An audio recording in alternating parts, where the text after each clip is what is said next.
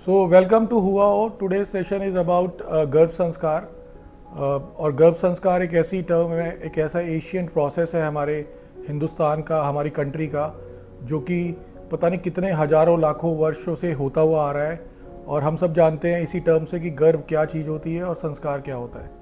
तो आज हमारे बीच में हुआओ के एजुकेटेड और रिनाउंड पैनलिस्ट हैं, जो हमारे बीच में डॉक्टर अमनदीप कौर, जो कि आयुर्वेदिक कंसल्टेंट हैं.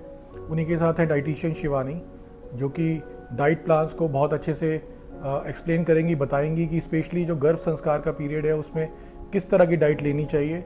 और हमारे बीच में डॉक्टर दीक्षा राठी भी हैं, जो एक होम्योपैथिक कंसल्टेंट हैं. और उनकी आवश्यकता क्यों पड़ी इस प्रोग्राम में, वो मैं आपको बीच बीच में एक्सप्लेन करता रहूँगा. और लास्ट में आप लोग रियलाइज़ करेंगे, yes, homeopathy is very integral part of Ayush, और गर्भ संस्कार में भी उसका बहुत बड़ा योगदान हो सकता है. और सबसे बड़ी चीज़, हमारे बीच में है मिस राधिका बंसल, जो कि एक साइकोलॉजिस्ट हैं, जो कि साइकोलॉजी को समझती हैं. और हमारा पूरा हुआओ सेंटर, जो कि ह्यूमन हैप्पीनेस होप पे काम करता है, और वो भी एक साइकोलॉजी पे डिपेंड करता है. सब कुछ हमारे सोच, हमारे विचारों, हमारे इंटेंट पे मैटर करता है. तो आज का ये जो टॉपिक है गर्भ संस्कार. गर्भ संस्कार आप सब जानते हैं, जो पुराने हैं, जिन्होंने महाभारत सुनी है और रामायण सुनी है, वो जानते हैं. अभिमन्यु उसमें एक करेक्टर होता था, जो कि अर्जुन के बेटे थे. और कैसे उनको चक्रव्यूह के द्वारा मारा गया. चक्रव्यूह एक पूरा का पूरा युद्ध के स्थान में, जहाँ पर फाइट होती है, बैटल फील्ड होता है, उसमें एक पूरा का पूरा जो एनिमी है, जो दूसरी साइड है, वो एक रस्ती है उसको, ताकि वो अपने दूसरे शत्रु को मार सके. तो वहाँ पर चक्रव्यूह रचा गया, जिसके 7 द्वार होते हैं. जो हमने कहानी सुनी है उसके अंदर 5 द्वार उनको बचपन से ही तोड़ने आते थे अभिमन्यु को, विच इज़ थ्रू गर्भ संस्कार. क्योंकि जब एक बच्चा कंसीव करता है, जब माँ कंसीव करती है, तो बीच के अंदर जान तभी आ जाती है. और उसके बाद जो भी हम लोग जिस सराउंडिंग्स में खाते हैं, पीते हैं, जो हम सोचते हैं, जो हम देखते हैं, जो करते हैं, वो ऑटोमेटिकली बच्चे के अंदर वो चीज़ आती है. और उसी का एक एग्जाम्पल था अभिमन्यु, जिसको माँ के गर्भ से ही पता था कि चक्रव्यूह के पहले द्वार कैसे तोड़े जाते हैं. और उस टाइम जब वो कहानी सुना रहे थे अर्जुन अपनी वाइफ को, द्रौपदी को, कि कैसे चक्रव्यूह के द्वार तोड़े जाते हैं, और जब वो सो गई बीच में 5वें द्वार के बाद, और 6ठे और 7वें द्वार का वो सुन नहीं पाई, इसलिए अभिमन्यु को नहीं पता चला कि कैसे द्वारों को तोड़ा जाता है. और वहीं पर ही उनका वध किया गया, और कौरवों ने मिलकर उनको मारा. सो ये की कहानी है. बट हम लोग, बहुत सारे लोग यहाँ बैठे हुए हैं और सब एजुकेटेड इंटेलेक्चुअल्स हैं. कई बार हम लोग उस चीज़ को मतलब अपोज कर देते हैं कि ये महाभारत और रामायण किसने देखी है, किसने सुनी है, ये ग्रंथ है. बट उसके अलावा ऐसे बहुत सारे केस स्टडीज़ हैं इंडिया के अंदर, और खासकर जहाँ हम बैठे हैं हमारी दिल्ली के अंदर, न्यू दिल्ली में एक जगह है द्वारिका, जहाँ पर एक स्कूल है, जिंदर पब्लिक स्कूल, जहाँ पर एक स्टूडेंट, जो कि 10 साल का बच्चा था, उसके पेरेंट्स ने अपने गवर्नमेंट ऑफ दिल्ली को रिक्वेस्ट किया कि मेरा बच्चा 10 साल का है, but he is very intelligent, और he wants to give exams, board exams for 12th class, which is very big thing. 10वीं क्लास का बच्चा 12वीं के पेपर देना चाहता है, तो एक बहुत बड़ी बात है. और दिल्ली गवर्नमेंट ने उसको permission the, and finally he has done wonders, और वो पास आउट हुआ. तब पेरेंट्स ने एक्नॉलेज किया कि वहाँ उस बच्चे ने गर्भ संस्कार हमने उसको दिया था, हमने उस टाइम ये पद्धति अपनाई थी, तभी हमारा बेटा इतना इनफेक्ट पैदा हुआ है. और बड़ा सिंपल लॉ है, लॉ ऑफ न्यूटन है, 3rd law of motion. Every action is having equal and opposite reaction. What ever we input, जो बोएंगे वैसे ही क्वालिटी मिलेगी. सो अल्टीमेटली इम्पॉर्टेंट है, जब एक माँ कंसीव कर जाती है, और वो प्लान करती है उससे पहले, जो कपल प्लान करता है कि कंसीव करने से 3 महीने पहले हमें कैसा कंडक्ट रखना है, हमें अपनी फैमिली आगे बढ़ानी है, फैमिली प्लानिंग करनी है, तब वो ये सब चीज़ें विचार करते हैं, तभी से ये चीज़ें शुरू हो जाती हैं. तो गर्भ संस्कार का जो प्रोग्राम है हुआ होगा, इट इज़ फॉर 15 मंथ्स. पहले 3 महीने जब हमें कंसीव की प्लानिंग करनी है, and the moment we conceive, उसके बाद 9 महीने जो माँ के गर्भ के हैं, और उसके बाद 3 महीने और जब बच्चे की स्ट्रेंथ, इम्यूनिटी और ये सब चीज़ें डेवलप हो रही होती है, जब वो एक एक्सटर्नल वर्ल्ड में आता है और एक डिफरेंट पूरा का पूरा माहौल होता है. और एक चीज़ मैं और ऐड करना चाहता हूँ, उसके बाद मैं अपनी डिस्कशंस डॉक्टर अमनदीप कौर के पास लेके जाऊँगा, जो एक आयुर्वेदिक कंसल्टेंट है और जो एक स्पेशलिस्ट है इन गर्भ संस्कार. कि माँ का जो गर्भ होता है, सबसे मोस्ट कंफर्टेबल पोजीशन होती है वो, जब बच्चा पूरा का पूरा एक फ्लूइड के अंदर डिप होता है, और वहीं उसको फूड मिल रहा होता है, वहीं उसको सांसें मिल रही होती हैं, एंड स्टिल वहीं उसका बर्थ होता है, और बर्थ हम लोग सब सेलिब्रेट करते हैं. तो over to you doctor Amandeep Kaur, ये गर्भ संस्कार एक्चुअली में है क्या, और इसको कैसे जो है हम लोग इससे बेनिफिट उठा सकते हैं, जो महिलाएं फैमिली अपने आगे एक्सटेंड करना चाहती हैं और प्रेग्नेंट होना चाहती हैं उनके लिए. Over to you. And sanskar means the impressions or the values which we give during the time of the pregnancy. So it is a basically ancient Ayurvedic procedure which is done to make sure जो भी हमारी progeny हो वो healthy हो, physically, mentally, spiritually बहुत ही ज़्यादा positive, divine और strong हो. मतलब ये एक पूरा एक प्रोसीजर है जो मेक श्योर करता है कि प्रोजनी जो है वो मतलब ऑफस्प्रिंग्स जो है वो बहुत ही अच्छी हो. वंडरफुल. तो आज के तारीख में ये कितने लोग अडॉप्ट कर रहे हैं? सपोज अगर मैं बात करूं कि 100 फीमेल्स अगर प्रेग्नेंट होती है तो कितने % लोग गर्भ संस्कार के लिए जा रहे हैं अभी हमारे देश में? बहुत ही कम. No one firstly is aware कि मतलब इस तरीके का भी कुछ प्रोसीजर होता है या ये है. अच्छा, तो एक तो ये है कि इस चीज़ के बारे में बहुत कम अवेयरनेस है जो कि हमारी अपनी एशियन पद्धति थी. एंड थैंक्स टू हमारी गवर्नमेंट, हमारे PM जिन्होंने आयुष का एक मंत्रालय बनाया आज से 8-10 साल पहले, और अब हर जगह पर आयुष की बात हो रही है. स्पेशली कोविड टाइम्स के बाद जब प्रिवेंटिव हेल्थ केयर की बात कर रहे हैं तो लोग प्रेफर नहीं करते कि पहले सीधा एलोपैथी में जाएं. वो कोशिश करते हैं कि हम अपना उपचार अपने घर में ही किसी न किसी चीज़ के थ्रू और अपनी एशियन जो पद्धति है उसके थ्रू करें. एंड द बेस्ट पार्ट कि हमारा yoga is again part of Ayurveda, जो कि वर्ल्ड में एक इंटरनेशनल योगा डे मनाया जाता है 21 जून को, और सब लोग उसको इतनी कंट्रीज़ मिलके 200 कंट्रियाँ मिलके उसको सेलिब्रेट कर रही हैं और उससे लोग बेनिफिट ले रहे हैं. हमारा अनुलोम विलोम हो चाहे और किसी तरह का भी हो, तो बहुत सारे लोग बेनिफिट ले रहे हैं. तो एक चीज़ मैं और जानना चाहता हूँ कि इसके अंदर मतलब ये जो पीरियड है जो आपने बताया कि पहले जो 3 महीने हैं जिसमें वो कंसीव करना प्लान कर रहे हैं, और जब वो कंसीव हो जाती हैं तो उस ड्यूरेशन में क्या गर्भ संस्कार केवल एक उस महिला के लिए ही है जो प्रेग्नेंट होना चाहती है? नहीं sir, specially for the father as well as for the family also.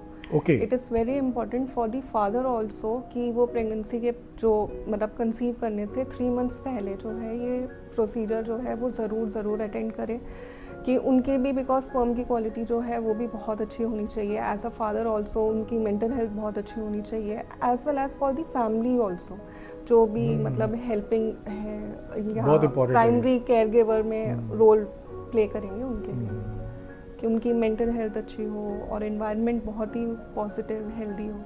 तो आप जो ये पीरियड है पूरा आप लोगों का जो प्रोग्राम है पूरे 15 महीने का, इसमें क्या क्या मेन स्टेजेस है जहाँ पर मतलब आप लोग किस तरह से उसको करते हैं? बिकॉज जितनी फीमेल्स प्रेग्नेंट होती हैं they already have some doctor जो कि उनको कंसल्ट कर रहा है उनकी फैमिली की रिकमेंडेशंस के बेसिस पे. तो कहीं ना कहीं और ये एक ऐसी चीज़ है जहाँ पीपल आर वेरी सेंसिटिव. एक परिवार बहुत ज़्यादा मतलब पूरा इमोशनल कनेक्ट होता है, plus they don't want to compromise on anything कि भाई किसी भी चीज़ में हम कॉम्प्रोमाइज़ करें ताकि बाद में कोई चीज़ बैकफायर करे या कोई अनहोनी हो. तो उसके लिए क्या है कि वो ट्रस्ट एक फैक्टर जो है ना वो बड़ा इंपॉर्टेंट है, और वो ट्रस्ट एलोपैथी में शायद आज बहुत ज़्यादा है. तभी हम हॉस्पिटल्स में जाते हैं, अपोलो कार्डियल जैसे और बड़े सारे डे केयर और चाइल्ड केयर इस तरह के हॉस्पिटल्स खुल गए हैं, बट वो सारी की सारी पद्धतियाँ जो हैं हमें पता है क्या है. और उसमें कैसे आप लोग अपना कैसे उस चीज़ को बेनिफिट को एक्सप्लेन करेंगे ऑडियंस को कि हाँ वो कैसे हो सकता है, कि कैसे इनको आना चाहिए, how it is different from that? क्योंकि सर वो तो सिर्फ बॉडी को ट्रीट करेंगे ना कि मंथ वाइज हाँ ठीक है इतनी ग्रोथ हो रही है, USG नॉर्मल आ रहा है, ओके फाइन, बट हम ओवरऑल चीज़ों पे वर्क करें on emotional level, on spiritual level, as well as on the lifestyle कि उनका कैसा है, on the family also. They will just treat. आपने लाइफस्टाइल बोला तो बड़ा अच्छा लगा उसको सुन के, बिकॉज जो हमारी मॉडर्न जनरेशन है जिसके लिए गूगल जो है शायद वो कहीं ना कहीं एक फाइनल बाइबल हो गया है, या गीता मान लें उसको, कि हम जैसे गीता के श्लोक बदल नहीं सकते आज, हम सब कुछ रिटर्न है, वैसे ही उनके लिए बाइबल है और वो उनके लिए गूगल जो है वो है. तो उस पर गूगल करेंगे तो उनको जब ये समझ में आएगी यस लाइफस्टाइल, तो आई थिंक वो इस चीज़ को बहुत अच्छे से अंडरस्टैंड कर सकते हैं कि हेल्दी भी हैं हम, हमारा लाइफस्टाइल भी बेटर हो रहा है, स्पिरिचुअली भी हम बैलेंस्ड हैं. तो I think this is something very very good. And unfortunately कैसे ये चीज़ें हमारे देश से ख़त्म हुई, कई बार शौक लगता है कि यार हमारी चीज़ हमारी पद्धति और हम इसी पे ही काम करना छोड़ दिया हम लोगों ने. एनीवेज वो एक अलग सब्जेक्ट है, बट इम्पॉर्टेंट ये है कि आप लोग इस पे काम कर रहे हैं, दिस इज़ वंडरफुल. और जैसे अभी आपने बोला कि बीच में कि पैरामीटर्स चेक होते हैं, आई थिंक उस टाइम फीमेल की पूरा घर ही केयर कर रहा होता है और बड़े सारे ऑफर होते हैं, चाहे वो mother in law, father in law या फिर अपने पेरेंट्स हों, या हो सकता है कोई महिला सेकंड टाइम प्रेग्नेंट हो रही हो, थर्ड टाइम प्रेग्नेंट हो रही है तो उसके अपने बच्चे, everybody is very caring towards her, right, ये होता ही है. तो उसके डाइट पे कैसे चीज़ें हो सकती हैं? तो हमारे बीच में डॉक्टर डाइटिशियन शिवानी है. तो शिवानी आपका आई थिंक बहुत इंपॉर्टेंट रोल है. डॉक्टर के अलावा डाइट एक ऐसी चीज़ है जो 24 घंटे ही मतलब शरीर चलाने के लिए कुछ ना कुछ खाना पीना रहता है. तो कैसे आप उसके अंदर बताएंगे कि गर्भ संस्कार के अंदर कैसे वो चीज़ें महिला ध्यान रखे उस चीज़ का? जब भी हम गर्भ संस्कार के बारे में सुनते हैं तो हमारा जो मेन फोकस होता है वो हमारा जाता है या तो हमारे थॉट्स या एनवायरनमेंट पे। बट एज अ डाइटिशियन मैं इसको हाईलाइट करना चाहूँगी कि जो रियल गर्भ संस्कार हमारा स्टार्ट होता है वो हमारा न्यूट्रिशन से ही होता है। और जो गर्भ संस्कार है वो बस प्रेगनेंसी तक ही लिमिट नहीं रहता है हमारा, ये हमारा प्री प्रेगनेंसी पोस्ट प्रेगनेंसी में भी एक मेजर रोल प्ले करता है ऑलवेज, राइट। तो जब हमें पता है कि जो हमारा प्री प्रेगनेंसी फेज जब हमारा फाउंडेशन स्टार्ट होने लग जाता है तो जो हमारी मदर है अगर उनका न्यूट्रिशनल लेवल या उनके जो हमारे पैरामीटर्स होते हैं लाइक उनका फॉलिक एसिड, विटामिन B12, उनका आयरन या उनका प्रोटीन इंटेक, अगर वो सारी चीज़ें उनकी बैलेंस है तो उनका जो नेचुरली कंसीव करने के चांसेस होते हैं वो इंक्रीज हो जाते हैं, राइट। और सेकेंड हमारे प्रेगनेंसी की ड्यूरेशन के टाइम पे वैसे तो हर ट्राइमेस्टर में ही हमारा जो न्यूट्रिशन है वो एक मेजर रोल प्ले करता है। बट अगर मैं बात करूँ तो उनका जो मील है दैट शुड बी बैलेंस्ड होना चाहिए, उनकी डाइट में इनफ प्रोटीन हो गया, कैल्शियम है, आयरन है, वो प्रेजेंट होना चाहिए। प्लस उनकी गट हेल्थ बहुत अच्छी होनी चाहिए क्योंकि मोस्टली कंप्लेंट्स होती है कि कॉन्स्टिपेशन हो गया है या गट इश्यूज हो रहे हैं, तो हमें उसका मेनली ध्यान रखना चाहिए। और जो हमारी पोस्ट प्रेगनेंसी की बात करें तो उसमें भी न्यूट्रिशन एक मेजर रोल प्ले करता है, बट मोस्टली लोग उसे इग्नोर कर देते हैं कि चलो ठीक है डिलीवरी होगी, अब सब नॉर्मल जैसे पहले चलता था वैसे ही हम फॉलो कर सकते हैं। बट उस टाइम पर जो हमारी लैक्टेटिंग मदर है उनको एक एक्स्ट्रा केयर की, अटेंशन की रिक्वायरमेंट होती है। तो उस टाइम पर उनकी जो डाइट होनी चाहिए उसमें आयरन है, कैल्शियम है, उनका हाइड्रेशन लेवल, क्योंकि एक लैक्टेटिंग मदर है तो उनका जो वाटर इनटेक है वो और ज़्यादा मतलब रिक्वायरमेंट और ज़्यादा बढ़ जाती है उस केस में। तो उन चीज़ों का हमें ध्यान रखना चाहिए। तो इसीलिए जो हमारा गर्भ संस्कार का जो हमारा एक कॉन्टिन्यूस प्रोसेस है ये, तो ये हमारा प्री कंसेप्शन से लेके हमारी पोस्ट डिलीवरी तक ये कंटिन्यू रहता है। Okay, very good. तो इम्पॉर्टेंट ये रहा कि जो जो जो फूड है वो एक बहुत इंपॉर्टेंट पार्ट प्ले करता है कि आप किस तरह का खाना कंज्यूम कर रहे हैं। और सेम वे आई थिंक आपके मूड स्विंग्स और आपके बैलेंस, आपका ओवरऑल इमोशंस, और आई थिंक फीमेल के जो इमोशंस उस टाइम रहेंगे तो पूरा घर के इमोशंस वैसे ही सेट होते हैं। जैसे फॉर एग्जांपल किसी घर में बोर्ड के पेपर्स हैं तो पूरे घर में कर्फ्यू लग जाता है, और अगर कोई आता है वो कहता है टीवी देखना है, नो नॉट अलाउड, बच्चे का एग्जाम है। तो सेम वे जहाँ पर कोई महिला प्रेग्नेंट है फैमिली में, बिकॉज सबको पता है खुशियाँ आ चुकी हैं और बड़ी खुशियाँ आने वाली हैं, तो सबका अटेंशन वहीं होता है और सब चीज़ें होती हैं। तो मैं अब ये जानना चाहता हूँ, जो हमारे बीच में साइकोलॉजिस्ट हैं राधिका, आप ये बताइए कि एक बाकी फैमिली मेम्बर्स की जो सोच है वो कैसे इस चीज़ को डिफ़ाइन करती है कि जो बेबी होगा वो किस तरह का होगा। क्योंकि हमने कई बार देखा है कि जो बेबी होते हैं, कई बच्चे बड़े कूल काम शांत होते हैं, कई जो होते हैं वो गोदी में मतलब आते हैं तो रोते ही रहते हैं, चुप होते ही नहीं हैं। कई ऐसे होते हैं जो रात को पूरे टाइम जगते हैं और दिन में पूरे टाइम सोते हैं, तो पेरेंट्स परेशान हो जाते हैं। आप लोग ये स्माइली बता रही है कि ये सब चीज़ें रियल टाइम है, जब पेरेंट्स परेशान हो जाते हैं बिल्कुल कि यार ये क्या है। तो ये क्या इन सब चीज़ों का लिंक भी प्रेगनेंसी के टाइम पे अगर हम चीज़ें ध्यान रखें, जैसे अभी डॉक्टर ने बताया स्पिरिचुअली, डिवाइन, लाइफस्टाइल, ये सारी चीज़ें हम अचीव कर सकते हैं क्या? Yes, sir. So towards answering your question, first I would like to address what our dietitian Ms. Shivani said. जैसे कि उन्होंने बोला कि food intake is very important, right, कि जो मदर खा रही है वो बच्चे तक पहुंच रहा है। तो it is same with the mood swings and the emotional environment जो मदर के सराउंड है। तो जो वो बाहर फील कर रही हैं, जो बाहर उनके साथ हो रहा है, इंक्लूडिंग पॉजिटिव इन्वायरमेंट और नेगेटिव इन्वायरमेंट, उसका डायरेक्टली इम्पैक्ट हमारा जो मदर ने लाइक वूम में बच्चा कैरी किया हुआ है उसके ऊपर होता है।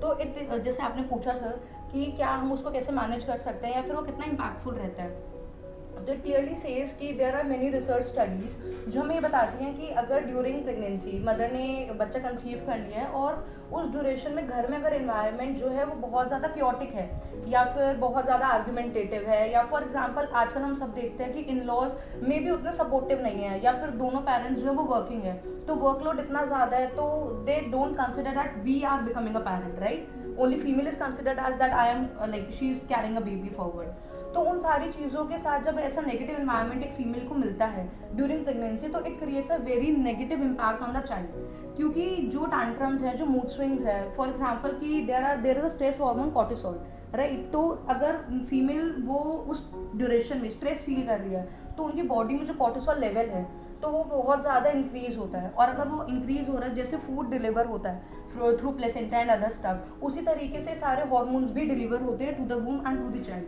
To the upcoming child. तो same goes with the positive environment if the woman is having very supportive environment, healthy communications with the partner, with the younger children if they are having any, तो उन सारी चीज़ों के साथ भी बहुत positive role हम बच्चे के अंदर देख सकते हैं.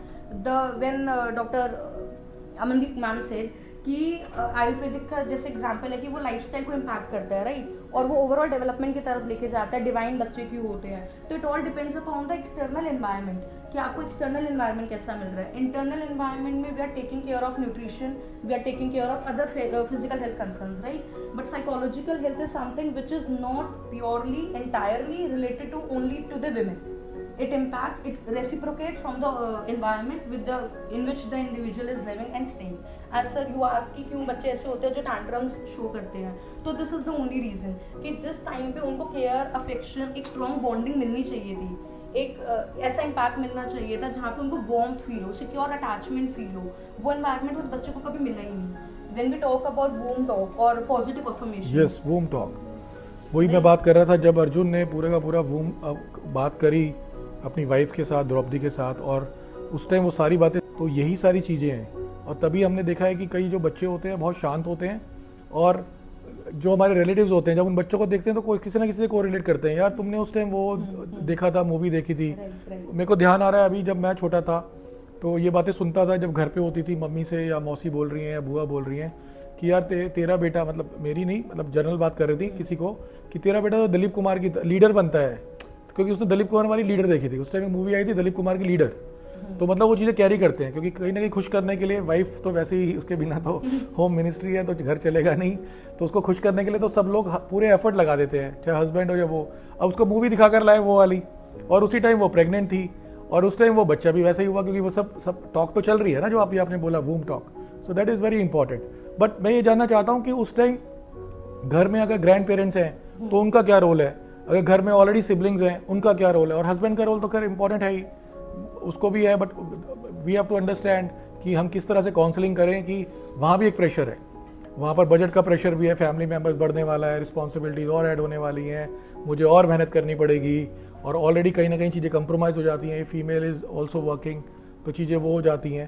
तो वो सब चीज़ें, I think psychology is very important part of it, and you guys are doing very good, कि ये केवल आयुर्वेदा का नहीं है, डॉक्टर का नहीं है, एलोपैथी का, it is responsibility of all professionals जो भी बेटर कर सकें किसी की भी लाइफ को, किसी भी फैमिली को. सो साइकोलॉजी इज़ वेरी इंपॉर्टेंट, जैसे आपने बताया. तो जो एक बड़ा बच्चा है उसको आप कैसे आप डील करेंगी? सपोज कोई फीमेल सेकेंड टाइम प्रेग्नेंट हो रही है, उसका ऑलरेडी एक 5-6 साल का बड़ा बेटा या बेटी है, तो कैसे आप उसको वहाँ का क्या काउंसलिंग की आवश्यकता है आप लोगों की इस गर्भ संस्कार थेरेपी में? श्योर सर, जैसे मैम ने हमने मेंशन किया, हमारे पैनलिस्ट ने, कि हमारा जो प्रोग्राम है that is not oriented to the female only who is carrying a baby, it is for the holistic like whole family members, right. वहाँ पे आपके को पेरेंट्स भी, आपका को पेरेंट भी इन्वॉल्व होते हैं, आपके अगर यंगर एल्डर सिबलिंग्स हैं वो भी इन्वॉल्व होते हैं, including the grandparents and other family members. So अगर हम पर्टिकुलरली एल्डर सिबलिंग की बात कर रहे हैं तो there is a concept in psychology called as sibling rivalry, तो और सिबलिंग जेलेसी. तो it is a very interesting topic in a way कि अगर मैं एल्डर सिबलिंग हूँ और मेरे को पता है कि अभी तक मेरे पेरेंट्स ने सेकेंड सिबलिंग प्लान किया आफ्टर 3 years, तो अभी तक वो 3 साल की जो अटेंशन, जो प्यार, जो केयर, तो वो सब मुझे मिल रहा था. And out of a sudden मुझे पता है कि एक नया बच्चा घर में आ रहा है और सारा अटेंशन उसके पास चला जाएगा. तो there is a thing which is sibling rivalry. तो हाँ, ये आप बिल्कुल सही कह रही हैं. ये देखा गया है कि बड़ा जो बच्चा जब होता है, जब जैसे छोटा आता है, बड़े वाला या तो शांत हो जाता है या बहुत ज़्यादा नॉटी हो जाता है, लड़ने झगड़ने लगता है, क्योंकि उसको पता है कहीं ना कहीं उसकी चीज़ें शेयर्ड हो गई हैं. Yes, that is the attention seeking behavior, because अभी बच्चा सिर्फ वो चीज़ें देख ही रहा था, रोज उसको मिल रही थी, आउट ऑफ अ सडन उसे वो स्नैच कर ली, तो अटैचमेंट इश्यूज डेवलप हो जाते हैं, सेपरेशन एंजाइटी. तो आप उन बच्चों की भी काउंसलिंग करते हैं? यस सर, उस पीरियड में yes, कि how they have to behave. क्या आप सासू माँ की भी करते हैं कि वो केवल लड़के के चक्कर में ना प्रेशर बनाए बहू के ऊपर, just because it's a fact, हम हंस रहे हैं बट कहीं ना कहीं ये चीज़ें परिवार में रहती हैं. Yes sir, because at the end you should be welcoming enough कि आपके घर में खुश खबरी आ रही है, right? It doesn't matter कि अगर वो बॉय हो रहा है या वो चाइल्ड हो रहा है. I understand कि जिस कल्चर में और जिस अपब्रिंगिंग सेटिंग में हम हैं, तो we have a very much of pressure in a way कि सिर्फ लड़का ही होना चाहिए. बट आई थॉट कि हमें थोड़ा सा फनी पार्ट है, दंगल मूवी दिखानी चाहिए कि हमारी छोरियां छोरों से कम थोड़ी. वंडरफुल. बट आई थिंक ये चीज़ें पहले से बहुत सारे बैलेंस आउट हो गई हैं. कई चैलेंजेस ये भी हैं कि या तो जो यंगस्टर्स हैं they don't want to marry, अगर वो मैरिज करते हैं तो they don't want to enter into family planning, right. अगर करते हैं तो उसके बाद अलग चैलेंजेस हैं, Right. नहीं तो IVF कभी आता ही नहीं। Right. आज से 10 साल पहले किसी ने टर्म मालूम ही सुनी नहीं थी, राइट? तो okay, this is good part. So अब मैं आता हूँ डॉक्टर दीक्षा राठी के पास, जो कि एक होम्योपैथी कंसल्टेंट हैं। तो मेरा ये है कि डॉक्टर ओवरऑल आप समझें पूरा जो ये जो पीरियड होता है उस टाइम जो सबसे ज़्यादा ट्रस्ट है फैमिली का वो अभी एलोपैथी पे है, आयुर्वेदी पे है definitely, but there are very less case studies because पिछले 40-50 साल में इन चीज़ों पे बात ही नहीं की गई है। बट अभी भी कई परिवार हैं साउथ इंडिया में, ऐसी फैमिलीज़ हैं, स्टेट्स हैं जहाँ गर्भ संस्कार अभी भी दिया जाता है। और जितने एल्डर्स हैं, इवन फीमेल जो प्रेगनेंसी के लिए जा रही हैं, उनको भी पता है इस चीज़ के बारे में। कहीं ना कहीं वो कल्चर अभी भी वहाँ प्रिजर्व है उन स्टेट्स में बहुत better as compare to north India. तो उसके बीच में आयुर्वेदा के बीच में, एलोपैथी के बीच में होम्योपैथी कैसे अपनी जगह बनाएगा? So I want to understand from you. Sir, जैसे कि हम अभी बात कर रहे थे कि healthy girl needs healthy environment, तो इन्वायरमेंट अच्छा होना बहुत इंपॉर्टेंट है। तो इन्वायरमेंट कैसे अच्छा होगा? घर के मेंबर्स से, जैसे कि ग्रैंड पेरेंट्स हो गए या फादर हो गए, सिबलिंग्स हो गए, तो उनकी में भी जो भी स्ट्रेस, एंजाइटी, फियर्स चल रहे होते हैं उस टाइम पे, या फिर हेल्थ इश्यूज काफ़ी प्रोमिनेंट होते हैं, तो उन सब के लिए वो लोग होम्योपैथिक सपोर्ट ले सकते हैं। बहुत ही जेंटल है, इजीली, बहुत ही क्विक है। एक और मिथ है कि होम्योपैथी जो है वो स्लो एक्ट करती है, but it is not true. जो हमारे पास पेशेंट्स आते हैं बहुत ही क्विक रिजल्ट्स मिलते हैं उनको। तो इस टाइप से उनको इन्वायरमेंट जो है वो स्ट्रेस फ्री बना सकते हैं। अगर पहले से कोई कॉन्फ्लिक्ट चल रहा है, जैसे कि आपस में कोई ग्रीफ कॉन्फ्लिक्ट है, कोई ट्रॉमेटाइज है किसी भी इवेंट को लेके या कुछ भी, तो उन सब के लिए वो मेडिकेशंस ले सकते हैं। फैमिली के साथ अलॉन्ग विद मदर के लिए तो है ही, क्योंकि हमारी जो होम्योपैथी है वो बहुत ही जेंटल और बहुत ही मिनिमम डोज है। तो जैसे एलोपैथी थोड़ा हार्श होते हैं उसके side effects, we all know that, right? तो उस चीज़ में भी वो होम्योपैथिक सपोर्ट भी ले सकते हैं। तो मदर भी अपने प्रेगनेंसी टाइम में भी या बिफोर प्रेगनेंसी भी और आफ्टर कंसेप्शन भी, इनफैक्ट चाइल्ड के लिए भी बहुत सेफ होती है और इफेक्टिव होती है होम्योपैथी। तो उस टाइप से हम उनको हेल्प कर सकते हैं ड्यूरिंग द गर्भ संस्कार और द प्रेगनेंसी पीरियड। और इवन जो फैमिली मेम्बर्स हैं, बिकॉज मुझे लगता है फीमेल तो एक तरफ हो गई है, अगर वो बाकी सारे लोग जो ग्रैंड पेरेंट्स हैं या हस्बैंड है या फिर सिबलिंग्स हैं, अगर इन सब के भी तो हेल्थ इश्यूज हो सकते होंगे ना उस 15 महीने के पीरियड में, तो they should also enter into preventive health care, ताकि पूरे घर का एक माहौल ऐसे बने कि भाई साइड इफेक्ट है नहीं और बड़े स्ट्रॉन्ग रिजल्ट्स हैं, हमारी अपनी पद्धति है, हमारा अपना एशियंट वे ऑफ मेडिसिन है, तो उसमें जाना बड़ा आसान हो जाता है कन्विंस करना उस तरह से। Okay, wonderful. तो इसमें एक टॉपिक मुझे और समझ में आता है जो कि आप लोगों को तो एक बड़ा स्पेसिफिक हो गया कि साइकोलॉजिस्ट ने कैसे करना है, बट उसके अलावा जो आपका सेंटर अभी हम लोगों ने देखा बाहर, जो आपकी इतनी सारी हैप्पीनेस की ऑफरिंग्स हैं, जिसमें आपके अपने साउंड है, म्यूज़िक है, ये सारी चीज़ें, आई थिंक एक गर्भ थेरेपी के, जब गर्भ संस्कार के पीरियड में ये जो 15 महीने का प्रोग्राम हुआ वो ऑफ़र कर रहा है, उसमें सबसे इम्पॉर्टेंट ये है कि एक लाइटर माहौल है। अगर आप यहाँ फैमिली के साथ आते हैं, जनरल चेकअप के लिए आपका हस्बैंड आपको लेकर आता है, you sit for some time and do some musical dance activity, जो भी उस टाइम रिकमेंडेड होती है उस पीरियड के लिए, जिस भी पिच में होती है, प्लस उसके अलावा मेडिटेशन, आपके पास इतना वंडरफुल रूम है, साउंड थेरेपी आपके पास वंडरफुल है, sound is a integral part of yoga and Ayurveda also, because वो डायरेक्टली आपके वाटर एलिमेंट को पूरा का पूरा बैलेंस आउट करता है। और तभी हमें उस टाइम जो, जैसे डॉक्टर ने बोला स्पिरिचुअली, मैं कहता हूँ आप कुछ भी मेलोडियस सुनो उस टाइम, चाहे आप कैलाश खेर के गाने सुनो, के सॉन्ग सुनो, अरिजीत के सॉन्ग सुनो, what ever you feel like, जो आपको सूदिंग लगे, वो कहीं ना कहीं आपको एटमॉस्फेयर आपको मेलो डाउन करेगा और आपको बैलेंस आउट करेगा, and that gives a very good feel good factor, और तभी आपकी हैप्पीनेस जनरेट होगी। खुशियाँ ऑलरेडी आ चुकी हैं एक माँ के पास अगर वो गर्भ संस्कार में जाती है, तो आई थिंक वो पीरियड बहुत पेशेंसफुली, बैलेंस्ड, डिसिप्लिन में और मौज मस्ती के साथ। डिसिप्लिन किस चीज़ का? डिसिप्लिन इस चीज़ का कि कोई भी जो नेगेटिव चीज़ है, एक टॉपिक भी है उसके अंदर, हमने कई जगह देखा कि लोग बोलते हैं यार बच्चा कंट्रोल नहीं हो रहा, 6 साल का हो, 10 साल का हो, 13 साल का हो, and parents generally give up, क्योंकि ये सारी चीज़ें कहीं ना कहीं जब प्रेगनेंसी का टाइम था उस टाइम जो घर का बिहेवियर था, कहीं अल्कोहल चल रहा है, कहीं पर कुछ और चीज़ें चल रही हैं नेगेटिव, तो कहीं ना कहीं वो आपकी हैबिट में आएंगी, तभी हम उनको, सॉरी टू से, बट बोला जाता है यार ये असुर कहाँ से आ गया। तो ये इफेक्ट है, हम इस चीज़ से मतलब भाग भी नहीं सकते, बट कौन चाहता है अपने घर में कि ये चीज़ें फीलिंग आए। एक माँ लेके बैठी है, अगर 6 महीने के बच्चे को और सुबह खाना खिला रही है टैबलेट के ऊपर, मोबाइल देके हाथ में, कि वो एंगेज रहे, उसकी कहीं ना कहीं ड्यूटी खत्म हो जाए, which is not good for health, क्योंकि ऑर्गन्स डेवलप हो रहे हैं। तो ये पूरा का पूरा 15 महीने का जो प्रोग्राम है उसके अंदर हुआ हो, जो कपल है, जो फैमिलीज़ हैं, उनको इस तरह से गाइड करता है कि आपको किस तरह से ध्यान रखते हुए और मौज मस्ती के साथ अपने बच्चों को बड़ा करना है और उनके साथ मिलकर हुआ करना है, ताकि they will do wonders for your family. They should carry legacy of your family, they should carry legacy of your state, your country, and they do remarkable job and contribution to the nation and your family. Thank you very much to entire panel, and I hope कि audience को content कुछ फ़ायदेमंद लगा होगा, इसके बारे में सोचेंगे और बाद में डेफिनेटली इस चीज़ को अपने घर में भी और बाहर भी प्रमोट करेंगे, एटलीस्ट इसके बारे में बात करना स्टार्ट करेंगे। जो हमें दिखेगा वो हम डेफिनेटली उसके बारे में डिस्कस करेंगे। अच्छा बुरा हम सबके पास अपना विवेक है डिसाइड करने के लिए कि वी आर टॉकिंग सेंस और नॉट, क्या इसमें साइंस लॉजिक है या नहीं है। हर आदमी के अपने पैरामीटर्स हैं। सो ओवर टू यू, आप लोग इसके बारे में बात करिए, डिस्कस करिए। Please like, comment and share, and comment जरूर करिए ताकि हम लोग और बेटर रिफाइन हो सकता है कहीं हमारी कोई गलती हो तो हम उसको ठीक करें। And thank you so much. Thank you.